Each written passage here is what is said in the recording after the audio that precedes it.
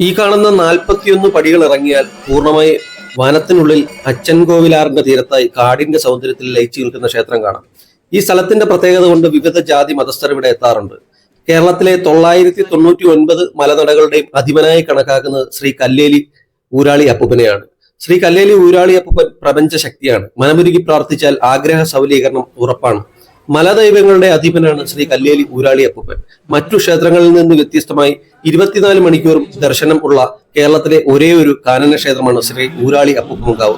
ദിവസവും പൊങ്കാലയും അന്നദാനവും ഈ കാവിൽ നടത്തപ്പെടുന്നുണ്ട്. അപ്പൂപ്പന് അടുക്ക് വെക്കുക എന്നതാണ് കാവിലെ പ്രധാന ആചാരം. കള്ള്, താമ്പൂലം, കരിക്ക് തുടങ്ങിയവയാണ് അടുക്കിലുള്ളത്.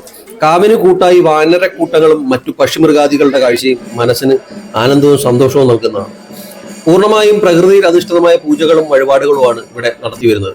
മനുഷ്യനെയും പ്രകൃതിയെയും പരസ്പരം ഒരുമിച്ച് ചേർക്കുന്ന ഒരു പ്രധാന ഘടകമാണ് കാവുകൾ. കാലദോഷവും കർമ്മദോഷവും ഒക്കെ തീർത്ത് ദേശിങ്കലിന്റെ കാവലാളായി അപ്പൂപ്പൻ ഇവിടെ വാഴുന്നു. പ്രകൃതിയോട് ഇണങ്ങിയും പരിപാലിച്ചും സംരക്ഷിച്ചും പഴമ നിലനിർത്തിയുമാണ് ഈ ക്ഷേത്രവും പരിസരവും ആചാരാനുഷ്ഠാനങ്ങൾ. അച്ചൻകോവിലാറിന്റെ തീരത്ത് സ്ഥിതി ചെയ്യുന്ന ആദി ദ്രാവിഡ ഗോത്ര ജനതയുടെ ആചാരങ്ങൾ ഇപ്പോഴും അണിവിട തെറ്റാതെ പിന്തുടരുന്ന ഒരു കാനന ക്ഷേത്രം. നൂറ്റാണ്ടുകൾ പഴക്കമുള്ള കാവുകൾക്കും കളരികൾക്കും മലകൾക്കും മലനടകൾക്കും മൂലസ്ഥാനമാണ് ശ്രീ കല്ലേലി ഊരാളി അപ്പൂപ്പൻകാവ്. മേടമാസത്തിലെ 10ാമതേ ഉത്സവമാണ് പത്തനംതിട്ട ജില്ലയിലെ കോന്നിയിൽ നിന്നും അച്ചൻകോവിലേക്കുള്ള വനപാതയിൽ സ്ഥിതി ചെയ്യുന്ന ശ്രീ കല്ലേലി ഊരാളി അപ്പൂപ്പൻകാവിലെ പ്രധാന ആഘോഷം.